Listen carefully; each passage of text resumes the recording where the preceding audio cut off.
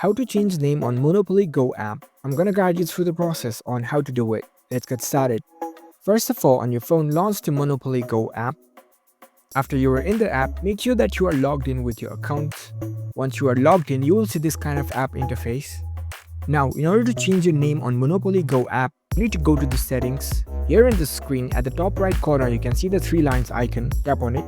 You can see your profile name at the top. Tap on your profile.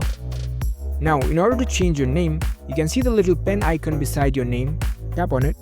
From here, you can change your name. From here, you can change the name of this account. Tap on this field, enter your preferred name. Once you're done, you can tap on this submit button. Tap on submit again. And there you go. You've successfully changed your name on Monopoly Go app.